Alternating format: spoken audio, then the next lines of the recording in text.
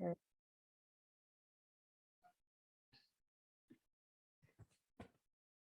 All right. We're going to give folks a second to trickle in. If there are folks to trickle in.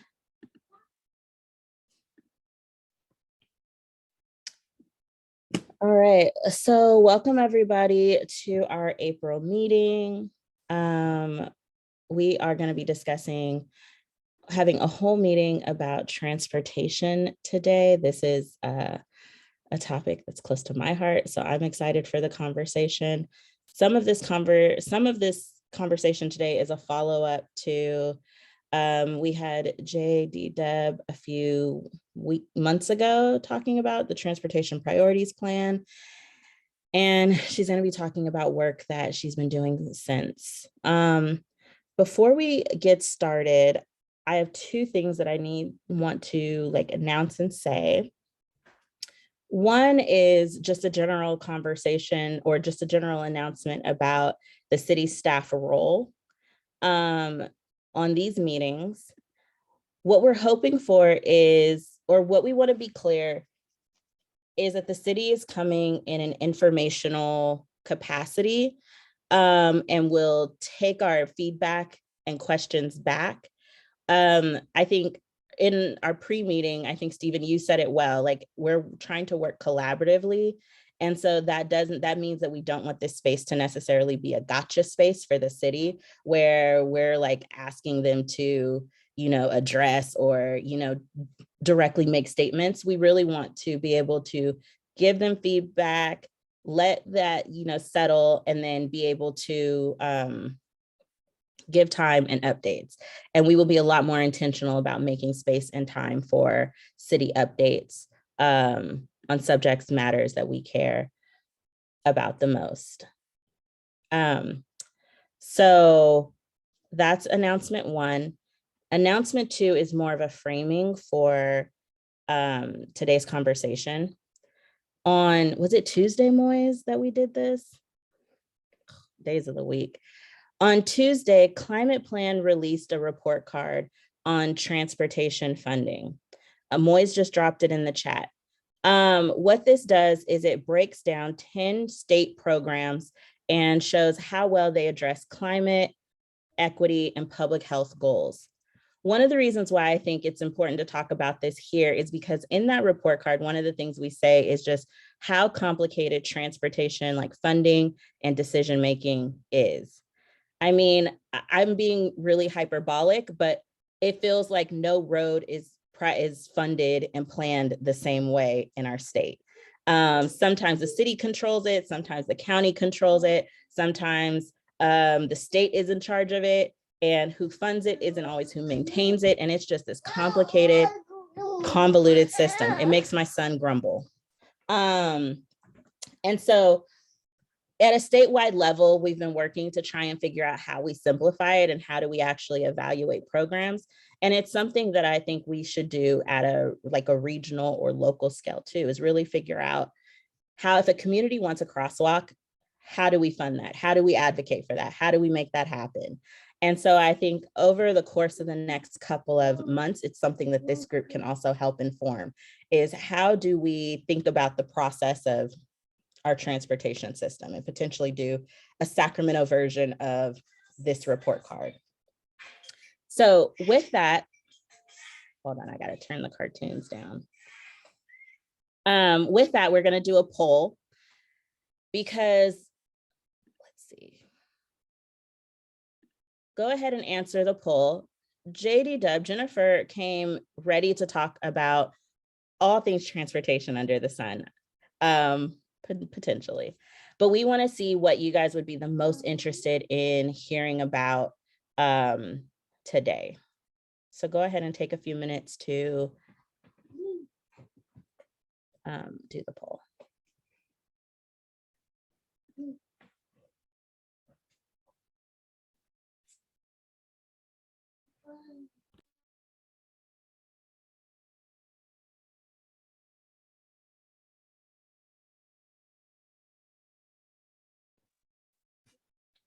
And while we are waiting,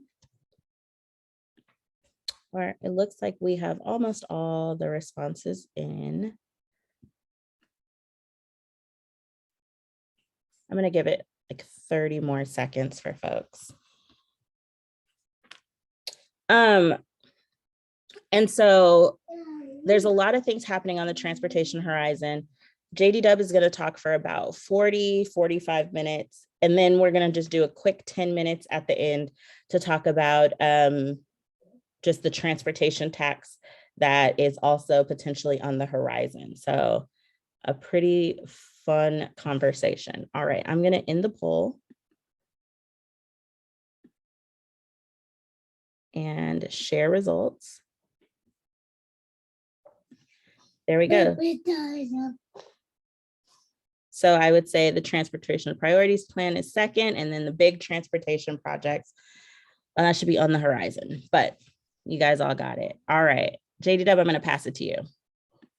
Awesome, thanks, Naila.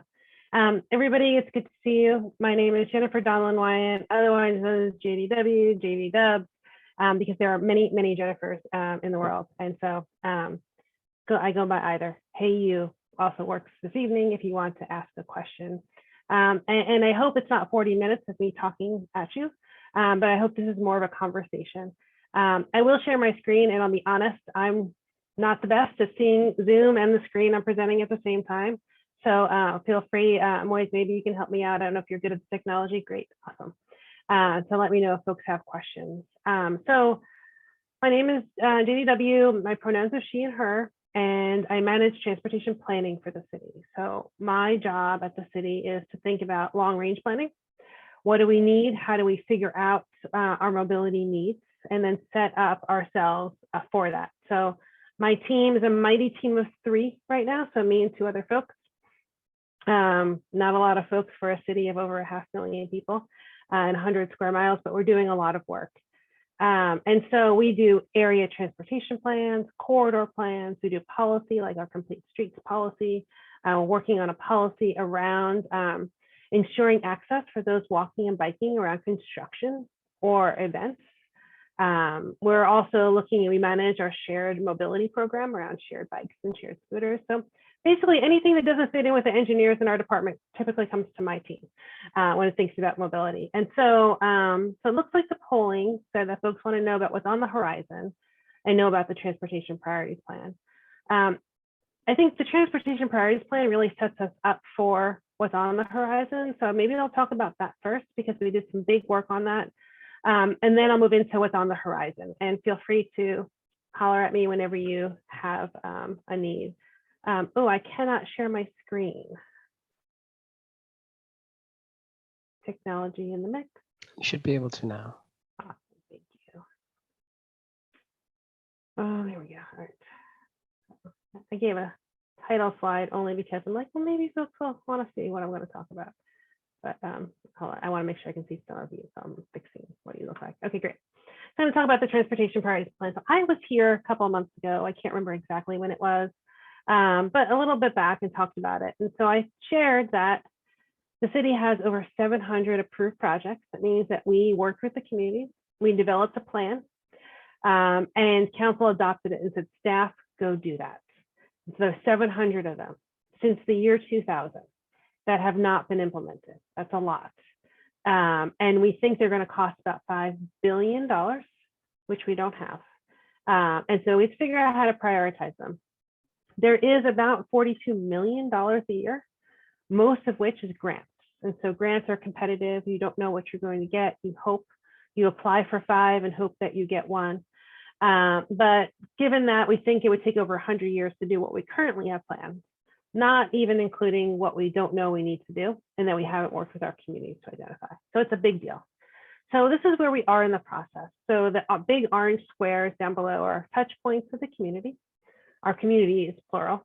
So last year we went out and asked folks about their values. How should we invest in transportation? And folks told us. And then we were developing from those values prioritization criteria so we can rank all 700. Although we're not going for a ranked list, but we can put them in buckets of high priority, midterm priority, and long-term priority. And last month, March 15th, council approved a prioritization framework, which I'm going to highlight because there are some parts of it that are pretty exciting.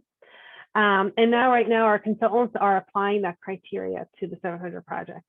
We will come back late spring to the public with the buckets of priorities and ask folks like, did we get it right? Are we missing any projects? What do you think? We'll then go back to the drawing board, go back to council and make a draft plan based on the input that we hear, go back to the community with the draft plan and say, what do you think? And then ideally a final plan. We're working on a bit of an expedited schedule now that we've spent a lot of time talking about values, mostly because there's a whole bunch of money right now. And we want to make sure that we lean in with the values that folks have told us about. And the funding that we have right now is the Active Transportation Program. That's got a call for projects right now. There is the, coming up this summer, the IIJA, otherwise known as the Biden Infrastructure Bill. There's going to be money, we believe they're planning around Vision Zero and transportation safety.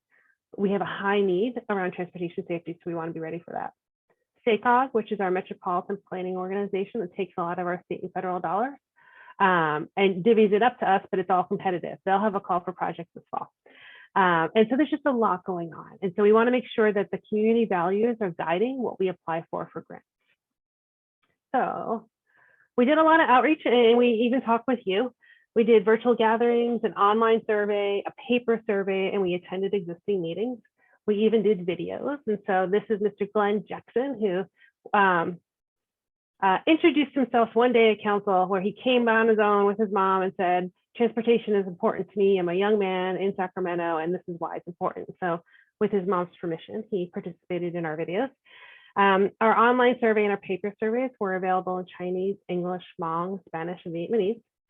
And don't forget, this is COVID, so it wasn't easy to meet with a lot of folks, but I think we were pretty successful in meeting with folks.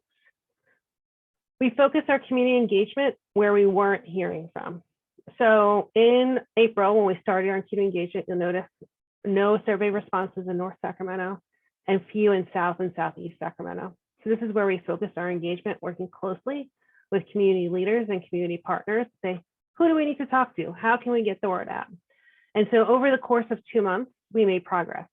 Definitely not perfect, but an improvement. And we're pretty happy with that improvement, tracking by zip code where the surveys were coming from. And so the outcome was that communities told us that their values were air quality and health, equitable investment, connections to places, maintenance, and safety. So those are important things. And we also heard a couple of other things. They could do their own write-in. And these were the smaller, not as many people, but they still share this, more traffic enforcement. I don't know if you know, but City of Sacramento ranks as the third worst city in California for transportation safety. The number of crashes that we have are significant.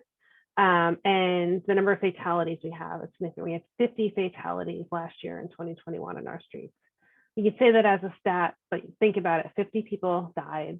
Somebody loved those people and they're no longer here. And it's tragic. And it's something that we absolutely need to do something about. So folks want to see people drive slower, because if they drive slower, even if there is a crash, the likelihood of somebody surviving is greater. So it's one of the reasons why we hope to slow people down when they're driving. Folks want us to improve and expand transit. I am one of the biggest fans of transit. However, transit is a separate entity. And, you know, Naila was talking about the complexities of transportation. To normal folks, it's not easy to understand that people who operate the buses and the light rail are totally not the city staff who plan our roads and our networks. And we're working on building better relationships with them, and we share this information with them.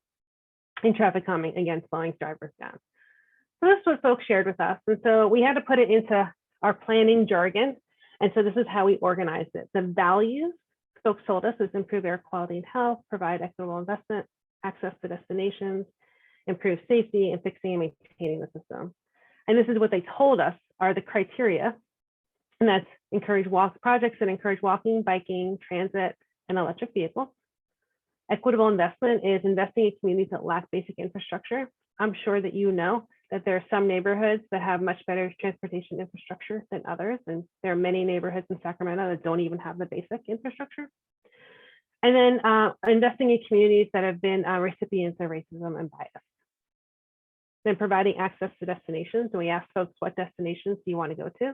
And they said jobs, parks, and schools. Improve safety. We have our Vision Zero action plan, and there are 225 miles of Sacramento streets of the 1,500 that have high numbers of fatalities and serious injuries. So investing in that, plus the 10 streets that have the highest numbers, which include Marysville, El Camino, Broadway, Stockton, Florin, Northgate. And then fixing and maintaining our system. In order to keep our street pavement at its current less than acceptable condition, we would need $30 to $50 million a year. To improve it, we need up to $70 million a year. We have less than $10 million a year to repave our streets. So it's a losing battle. And so what we proposed to do and what we heard from the community was to focus it where it benefits the most number of people. So those are the priorities. And it was my job, well, I want to step back for a second, don't want you to see that yet, is how we translated that into prioritization criteria. And this is what council approved on March 15th. So the first one is improve air quality, climate, and health. And we made a statement that we face an existential climate emergency that threatens our city, state, region, nation, humanity, and that over 50% of Sacramento's greenhouse gas emissions come from transportation. Air quality, health, and climate change should be drivers for our mobility investments. So projects to support bicycling would get 3 points. Projects to support walking would get 6 points, and transit or electric vehicles 3 points. And you're probably saying, JDW, that doesn't make a lot of sense to me. One, why is walking getting 6 points and everybody else getting 3? Two main reasons.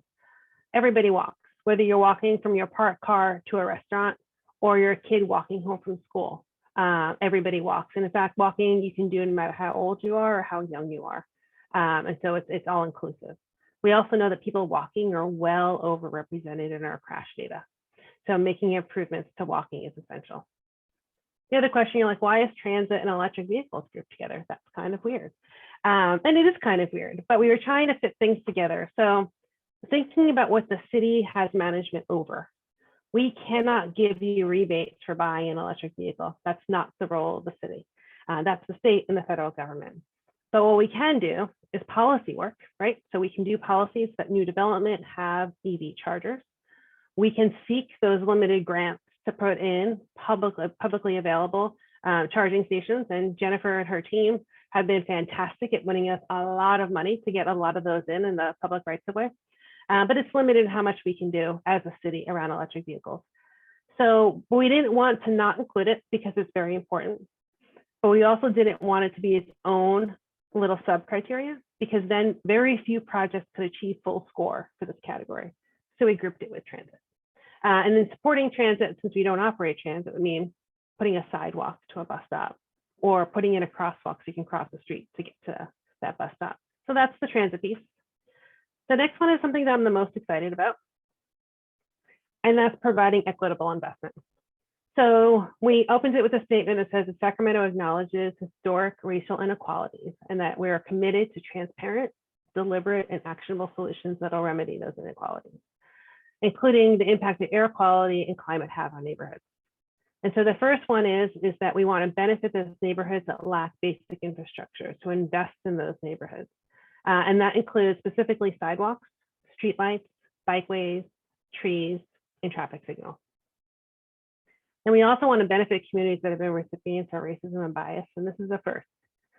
So we proposed and council accepted that we prioritize investing in neighborhoods that are majority Black, Latino, Asian, Pacific Islander, and/or Indigenous.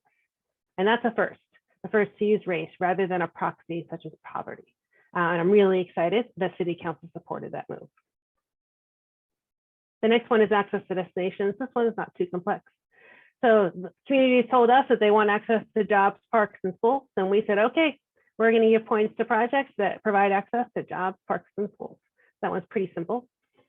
The next one is improving safety. So as I mentioned, we continue to rank as one of the worst cities in California for transportation safety. So we recommended that if a project is on the top 10 or the 10 corridors with the highest numbers of fatalities and serious injuries, it would get a full 12 points. And that includes Marysville, El Camino, Broadway, Northgate, Florin. And then if a project is on our high injury network, which is 225 miles of streets, but not one of the top 10, it would get 6 points.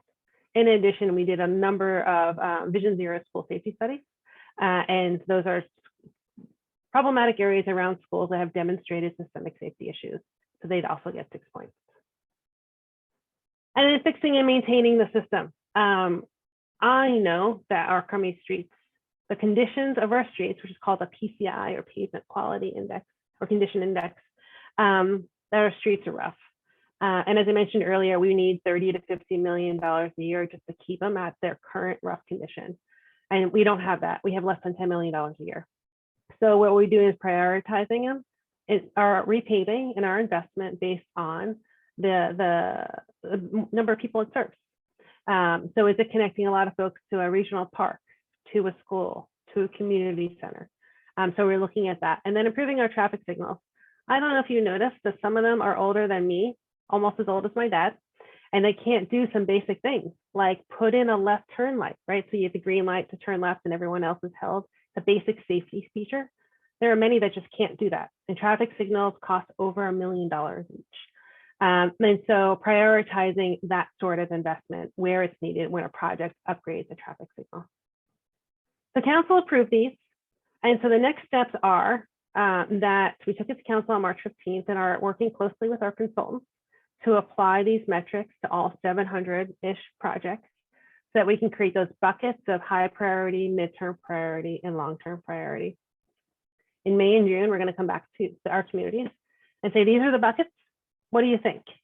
Are we missing anything? Because it's conceivable that we missed something. I've only been at the city 5 years and went through all of our records. Perhaps there was a plan that we missed, or perhaps there's something obvious that we didn't apply right in the scoring. Then we'll take that to council in August to say, hey, this is the buckets. This is what the community said. Council, what do you say? We'll then revise as needed, develop a full draft plan, bring that back out to the public and to the communities in October and November. Based on community comment, we'll revise with the goal of going to council for approval in February 2023. Again, we're trying to make sure that we have these lists of projects for all this funding, because otherwise it's the communities with the squeakiest wheel and the most close access to influence and power who get the things that they ask for. And what we want to do is a more data-driven process to make sure the communities that need the most are getting what they need. And that's how we go through the prioritization. So that's the transportation priorities plan. I'm also going to highlight the big picture, big project efforts that are coming our way. So this is my highly skilled Google Maps map of the work that we're doing at the city. Purple is planning, so that's my team, what we're working on. Green is preliminary engineering and environmental review. And then red projects are ones that are funded and are in design. So first thing I'm going to do is go through the planning projects because it's my team and that's where things start. So these big purple areas, these are actually funded through Jennifer Venema's great work, and they are active transportation audits, otherwise known as active streets. So we acknowledge that perhaps these areas have not received the same level of planning as other parts of the city, particularly around walking, biking, and access to transit. So what we're doing here is working with these communities to understand what their needs are, the barriers to walking and biking and transit access, and what we need to do to improve it. This is one of the first times of the city that we're going to be providing stipends to a community planning team, one planning team for each area for their participation in this effort. And we've just finished forming our community planning teams and expect to be doing broader community engagement later this spring. So this is North Sacramento, what we call the Broadway Fruit Ridge area, in South Sacramento. So that's where we're doing this work. We're also wrapping up a planning study area in the Pocket Greenhaven neighborhood. This is funded through Councilmember Jennings, who had a request through the general fund. And it's doing a holistic transportation planning effort for this area, looking at school access and transportation safety. So that one's wrapping up. We are working on Freeport Boulevard, doing a planning effort. This is an area, if you know Freeport well, up north back in 2016, 2017, we took a lane away and added some bike lanes up here by McClatchy. Now we're taking the study down further and we're bringing it down to Blair, which is approximately close to the airport. Looking at how we can improve safety and particularly how we can improve access across Freeport. There are a lot of schools in this area, in the Hollywood Park area. You've got about 3 schools. You got one over here in Southland Park. And students and families cross the street a lot. How can we improve those crossings, particularly for those walking and biking? So that's what we're doing on Freeport. Then we're working on Northgate. Northgate, similarly, this has 2 schools on it, Smythe and Garden Valley. And we have the Gardenland neighborhood over here and the Northgate neighborhood over here. And we're going through our planning study right now. We'll actually, both for Northgate and Freeport, we'll be coming to the community in May to present some concepts of what designs could happen, get feedback before we come up with a draft plan. So we have those. So that's what we're doing in my team right now. When projects are done with my team, they go into preliminary design and environmental clearance. So those are the green projects. They include the Morrison Creek Trail, which is in, I think it's kicking off soon. If it hasn't already, Naila, you probably know better than I. We have Fruit Ridge. We're looking at Fruit Ridge, looking to repave it and potentially provide transit and bicycling access and better crossing opportunities. One of our all-time favorites is Stockton Boulevard. So we did a planning study over 2 years and wrapped that up last year that identified bus lanes and bikeway improvements and crossing improvements. We got funding for the next phase. So that is moving forward. We didn't get all the funding that we needed, so we're trying to couple up everything that we have. We have Envision Broadway that was completed about 2 years ago in planning.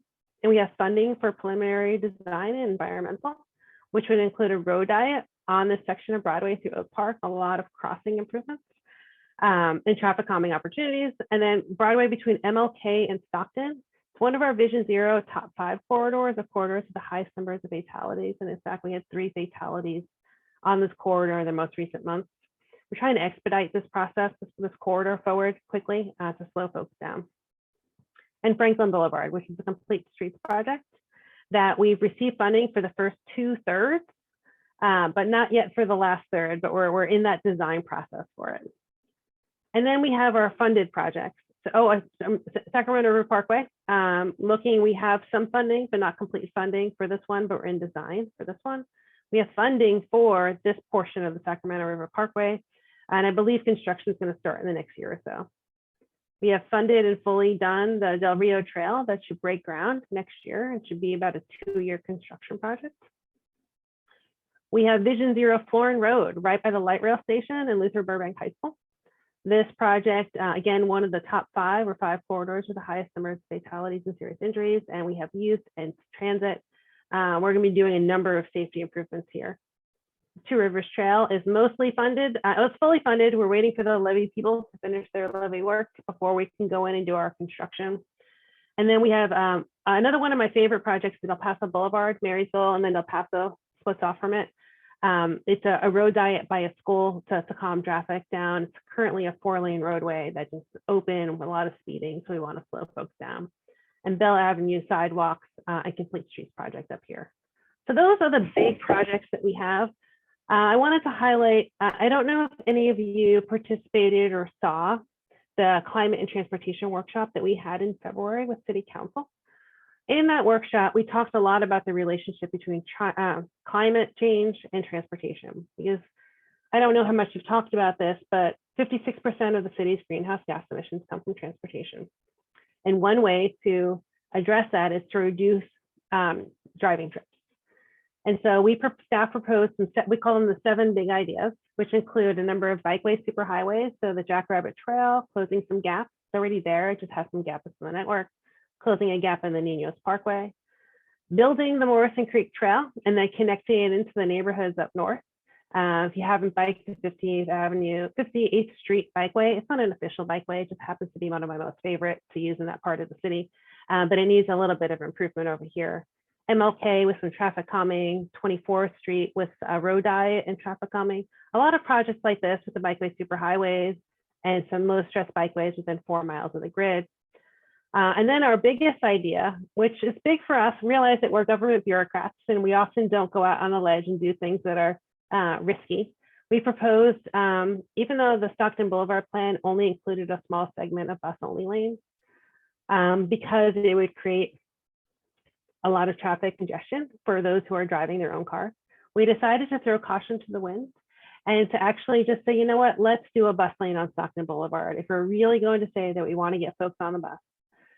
And we know that in order to take the bus, it needs to be reliable. You need to know if you get on the bus at one place, you're going to be at work, you're going to be wherever you're going to be within a predictable amount of time. Buses need to have their own lanes. So we proposed it. Our next steps with that is we proposed with council, and council's asked us to come back with some financial considerations and funding opportunities. So we're working on that right now and hope to report back to council soon. That project is going to cost $200 million in today's dollars. And you're going to say, JD Dubs, that's a lot of money. It is a lot of money, but when you compare to the HOV lanes on I-5 and it's $600 million, or the Capital Southeast Connector that's close to 600 million, or the carpool lanes on Highway 50 at 150 million, it's not that significant. And rather than adding cars to the road, it actually will help get cars off the road and improve air quality. So those are those 7 big ideas. And last but not least, a lot of folks don't know how a concept becomes a plan and a project. So I put this together. I know it might not be super easy to see, but I think it's a mystery for a lot of folks about like, hey, I have this idea for a transportation project. Why does it take so long? Why does it cost so much? What are the steps? So I thought I'd quickly walk through the idea that you're like, hey, you know, we should have a trail, a paved trail along the Morrison Creek. That it comes to it doesn't always happen this way, but let's just say this is the traditional like formal structure things go through. So we seek a grant to do the planning work. Seeking a grant could take anywhere to 1 to 2 years because of transportation funding cycle. So we look for the grant. Typically a planning document like that's going to cost anywhere between $350,000 and $700,000, depending on the level of technical analysis that you need. So that's 1 to 2 years. And then we develop the plan. Ideally that takes 2 years. So we work with our communities, we do the technical analysis, what makes the most sense, how should that happen? So here we're step 3, developing the plan. Then we get the plan done and we're like, yay, council approved it. Now we have to seek funding for the next phase, which is preliminary engineering and environmental clearance. So another wait on the cycle for when funding is available, because everything is grant funded, generally 1 to 2 years. And this phase typically costs anywhere between $1 to $3 million. So we get that, yay, and now it takes 2 to 3 years to conduct that. Particularly for the more technical analysis of the CEQA clearance, it'll take some time to do all the reporting. So we do that, we get it done, and now like, great, now we have our technical work done. We need to seek money to do the final design and the construction. So again, we wait 1 to 2 years because you don't know when the funding cycles are going to come out. And the costs vary. It can cost anywhere between $500,000 to $15 million, depending on the project. So then we wait that, and then we have the money for construction. And it takes usually 2 to 3 years for the construction to happen. Again, depending on the type of project, but it varies. And then we have a ribbon cutting. So and this is an example of an expedited schedule where there's a lot of political support and political pressure to move this project forward. This is not typical, but this is an example. Some projects move faster, some projects move slower. Some projects may skip a phase if they're relatively simple. But a lot of folks don't know this is how it works. And there are different groups within the city that handle different parts. This is the first time I'm showing this publicly. It's just because I've gotten a lot of questions. I'm trying to figure out a best way to present the inside complexities that happened on the 2nd floor at City Hall. So that is what I have for my presentation today. Please ask me questions. Even if it's not about this and it's a project that you want to know about, like what's going on Northgate, or I don't know what's happening to Morrison Creek Trail. I should have found out before tonight, but happy to answer any questions that you may have. Emilio. First question is I think I read there is a bill in the state legislature to create a CEQA exemption for bike and active transportation projects. How much does that actually shave off any of that schedule? You know, that's a great question. And that depends on the type of project and the type of funding. So I'll do the hard one first. Most projects that we do have federal dollars. When a project has federal dollars, it has to do NEPA as well as CEQA. So it doesn't benefit us.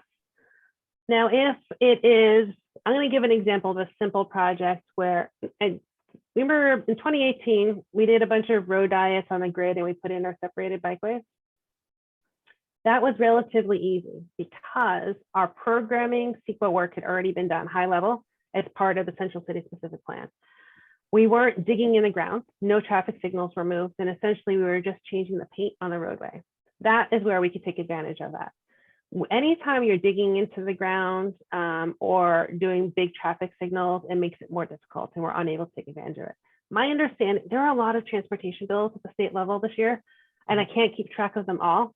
But my understanding is that Senator Wiener's bill, which he's the sponsor of this one, he is, this is taking it a step further. And so I haven't heard the evaluation of this bill, but I'm excited for it. And I know the city of San Francisco, who is currently taking strong advantage of the existing bill, which I think is 288, they've offered to help out other cities who maybe aren't using it to its best extent.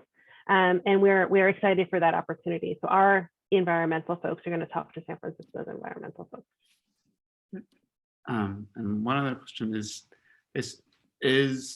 there a portion of the plan, or is the city identified, like you mentioned, the road diets in Midtown, kind of like quick build strategies that you can do with paint and bollards, and are those, or yeah, I guess, how's the city? I love those type of projects because I personally get frustrated at how long it takes from someone says, hey, DJ Dubs, can we do this thing, to it actually happening. So I love those quick builds. So the ones that we did in Midtown in 2018 or downtown, those were actually pretty quick. We did those in about 18 months. We always look for opportunities, and the funding, the part is the funding, because again, we don't get any general fund from the city's coffers. The city's bank account is not really available to us.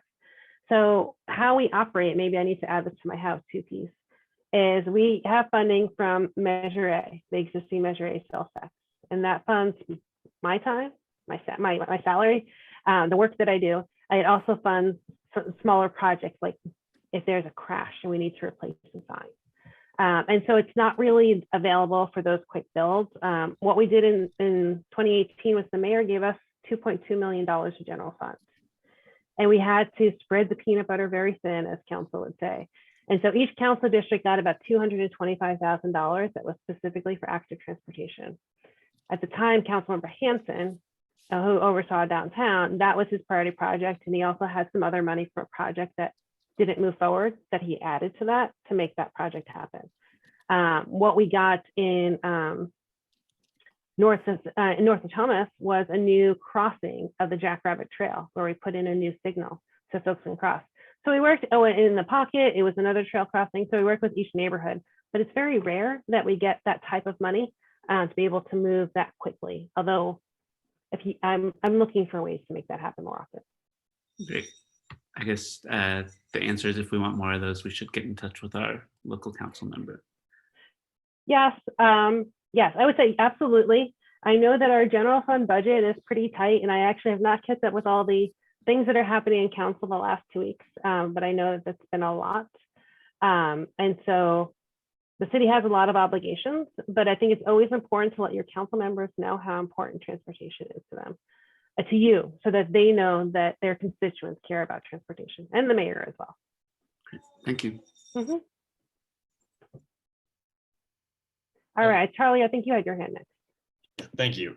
So I had a question sort of related to implementation of like strategic planning. We've gone over sort of a number of things that the city has to deal with. I think the main one that popped in my mind is just like this, like if 7 years, or I was trying to do the addition on your roadmap from project NACES to build out, and if there's like let's say a quick project, a 7-year delay, but like from when it is born as an idea to when it gets put in the ground, how do you stay or work to stay current with improving technologies, things like that, when you're working on a timeline that's more in line with like your general plan cycle updates? Then yeah. I just wonder how, like, with given those factors, sort of how do you strategic plan, or is it really just sort of identification of funding sources and what becomes available at the state and federal levels? Well, for the components of a project, so let's talk about the Central City, because I think that actually we had an example of how design standards changed. So back before I worked for the city, a million years ago, the Sparky Harris, who is part of our planning area, he led the Grid 3.0, which was the downtown transportation plan, or the GRID's transportation plan. And at the time, separated bikeways weren't a thing. And so Grid 3.0 had buffered bike lanes all over downtown, but no separated bikeways.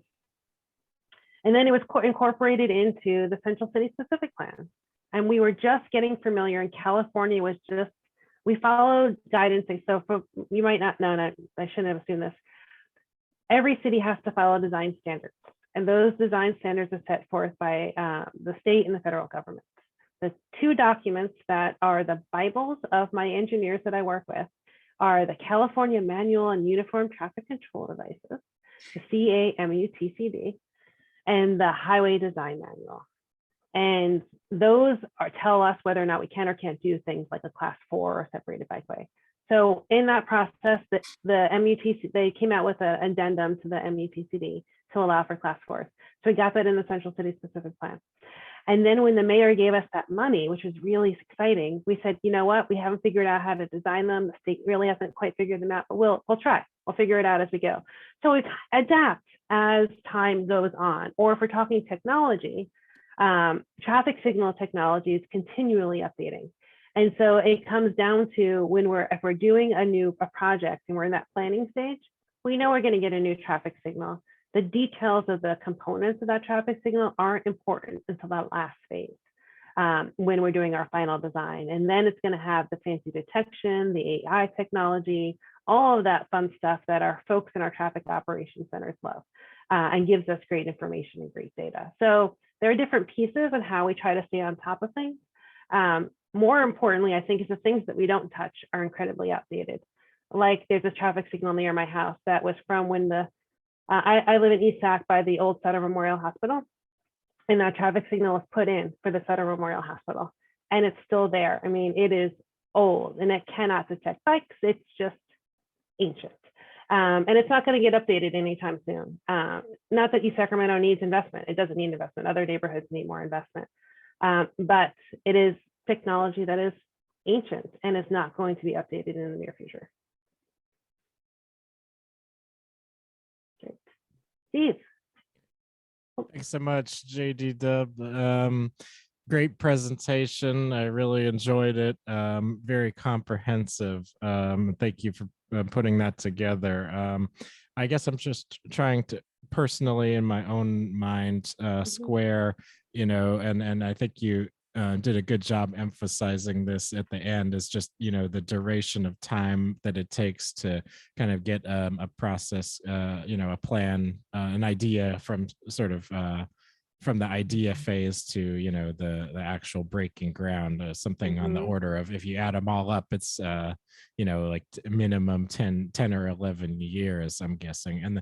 And I'm trying to square that with I'm very focused on the climate emergency and how scientists, particularly the latest IPCC report, just indicates that from a climate standpoint, time is running out to take decisive, crucial, substantive action that really puts a dent in carbon emissions in a meaningful way as quickly as possible. And since you mentioned transportation is over 50% of GHG emissions, I just think it pains me that I think given that it takes 10 years, then 2021 sort of by the end of the decade, we should working backwards, that means we already need to be starting projects that will essentially get us to a point where in 2030 we're pretty much already off carbon, essentially. So I think now is a key time to kind of get all of our ducks in a row and really, if we are to in a meaningful way address and get to a point where we're in a lot lower carbon emissions framework, then it is incumbent upon us to start now, given that it takes 10 years or so. I just had a few just kind of minor thoughts on a couple of the well, in particular, the translating criteria into metrics slide. And I'm just one other, and this is just maybe for me, kind of frustration is, where the city doesn't kind of own the public transit topic, and it's hard to envision kind of all-encompassing transportation solutions without discussing kind of like the transit situation in general. I mean, so I think it is mentioned in terms of like air quality and stuff, so it is, to be fair, it's not completely left out of those pillars. And I get that it's not something that we the people in the city directly have their hands in that space, as far as like you guys don't run SAC RT or whatever. I mean, it's kind of like a joint powers authority, as I understand it. And so yeah, I just think that as you mentioned, we need to just be more collaborative in terms of really getting to a point where rapidly expanding public transit, particularly light rail, and then in the case of Stockton Boulevard, bus only lane. I think that's great, but I think we need several things need to kind of come as prerequisites to that, sort of improving the existing bus bays and infrastructure. A lot of the stops on the 51, they're hard. You could hardly even tell that they're bus stops. I mean, they're just really just a sign nailed to a telephone pole or something, and there's no and it's like a 4-foot sidewalk, so there's really no indication that even is a bus stop. And maybe even offering express bus service along the corridor, and then certainly reducing headways, to make that a much more attractive transit option. I really think that could be the start of something great. So I do want to applaud you for that. And then, sorry, I know I'm taking up a lot of time. I'll just go really quickly. I think there are some projects that are out there that are being proposed that I think they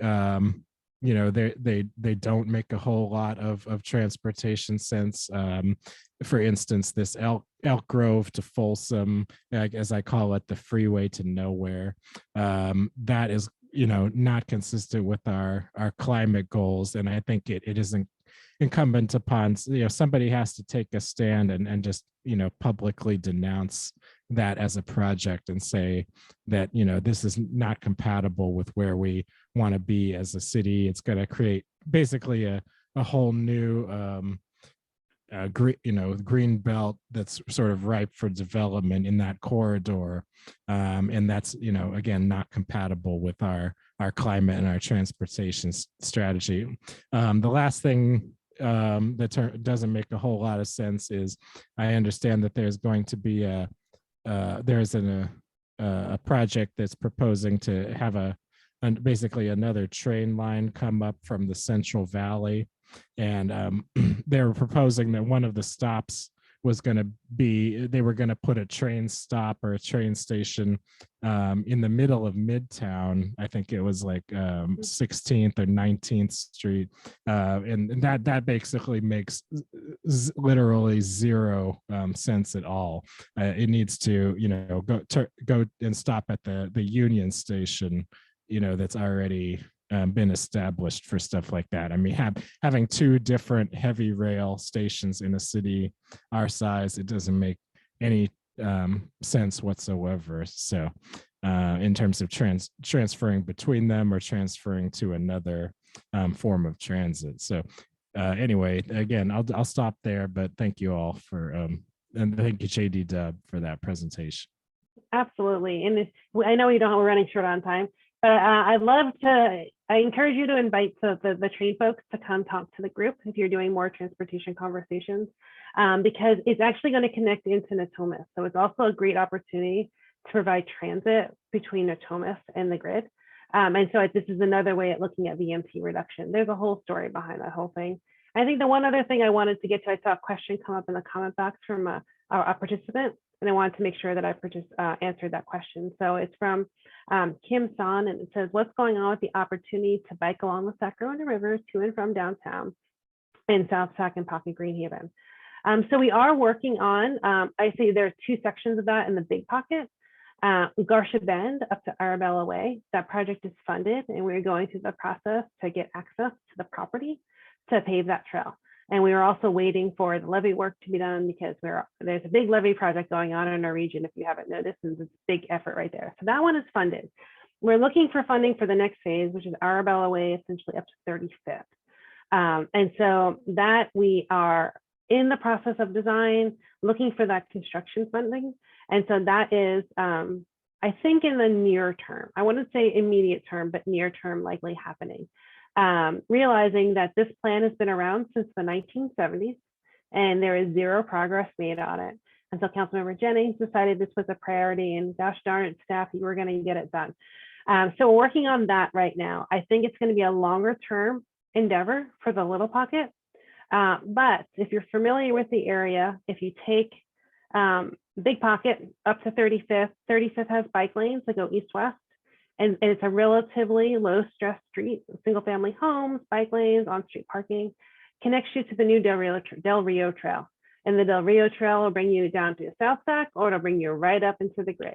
And so for a closer option, that's something that can help you with that biking route. Or if you want to go on a very long walk, a walking route as well. I don't know if I see any other questions, Moise and Naila. No, I don't think so. I'm gonna Okay. hop in and also say, one of the group, we've talked about inviting SAC-RT on to talk to us about transit. But just in terms of the calendar, next month, we want to talk about the general plan. And then the month after that, we're scheduled to talk about housing. So it would have to be then whatever the month after that is. I don't know months in my head right now. So that's something that's on the horizon that we have on the list. I also just want to thank you, JD, for coming and speaking. The Morrison Creek project is 5 years in, and we are at like step 3. We're still in the feasibility study. And so that is a project that helped find the grants funding and has the community will. And so that's just a great example of the length of how long some of these projects take. Stephen, I really appreciate your questions and thoughts about like, how does that then Project Horizon relate to like what we know is our targets that we need to be meeting. And so I think that's something that I think as a group, we should consider pressing on. And I'm going to put me and Moise on figuring out, maybe we can just like put out a statement or something that says like, let's connect the dots on here between long project horizons and what we know our climate future to be. Really quick for the last, I won't even we don't have a lot of time, but it also touches on the Southeast Connector that you mentioned, the freeway to anywhere. There is a transportation, there's a ballot measure that may be on the ballot soon. A private group right now is collecting signatures, and it is one of those issues where I think it's really easy to be divided. And this is just me giving like a very colored assessment of it. In this ballot measure, it's going to be a tax increase. And part of it gives funding for active transportation and transit, but it also has some other projects attached to it that are going to increase emissions and increase VMT potentially. And so that is something that you guys will see coming up a lot more as time goes on. Right now, they're collecting signatures, and I think they're going to try and qualify around June to be on the November ballot. So as that comes on, we're going to be inviting speakers from both sides potentially to come and present and talk about that ballot measure. But I thought while we're talking about transportation, it'd be good to just throw that in and say that this is on the horizon. Before we go, we have about 4 minutes left. Are there any final thoughts or anything that anyone wants to say, any announcements or anything before we close out the meeting?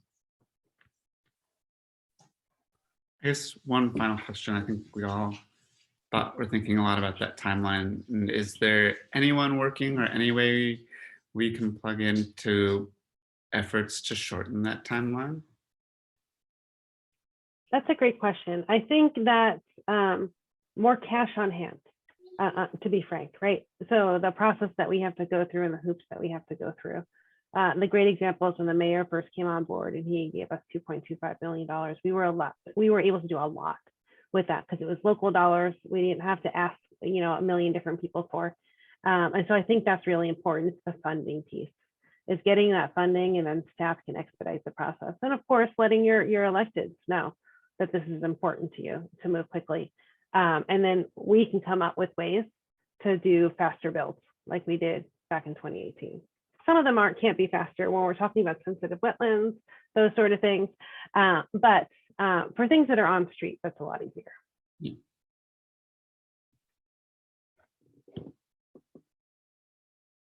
And then you notice you mentioned the bipartisan infrastructure funding. Is that for step 6, or can you triangulate where that funding would apply? So the infrastructure bill includes a lot. And we're still trying to figure out what that means by a lot. Right now, actually just done with the RAISE grant, which is 2 categories. You can do planning with the RAISE grant, or you can do construction. And so we didn't apply for the city of Sacramento for a number of reasons. We didn't elevate up to the regional level of importance to make that happen for the planning piece of it. And we don't have any projects ready for construction that we would apply for that, although we're thinking for the next round to make that happen. So there's the RAISE piece. Then they have their transportation safety part of it. And they haven't released the guidelines on that yet. And so we're not 100% sure. And then there are more programs that will be coming out of it. We do have our government affairs folks that are keeping a close eye on it. And our funding person, we have one funding person in the whole transportation arena at the city who is keeping track of that and making sure that we take advantage of every opportunity that is out there. But if we understand the bill and its objectives, I think what the city would be pursuing are things that support transit, electric vehicles, walking and biking, all the climate friendly things, but also with an equitable approach. Equitable investment is essential to the work that we do at the city of Sacramento.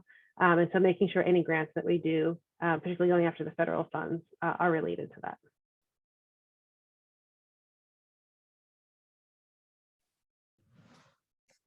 Oh, go ahead, Moise. You got it.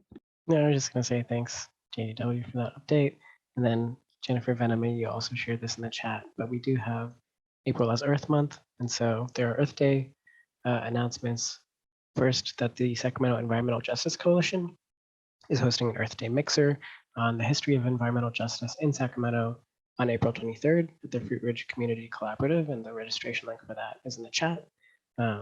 Also, Jennifer shared the City of Sacramento is doing Earth Day cleanups that same day. And then the day after, on April 24th, the Environmental Council of Sacramento is hosting their annual Earth Day celebration at Southside Park. And the registration for that, as well as the city's Earth Day cleanup, are in the chat and captured in the notes. Yeah, so thank you everyone for your time. The history of environmental justice will cover my neighborhood, so I'm super excited and want to pitch that. But yeah, thank you so much. Our next meeting will be the first Thursday in May, so that is the 5th. And hopefully we will be talking about general plan, but we will keep you guys updated along the way. All right. Thank you, everyone.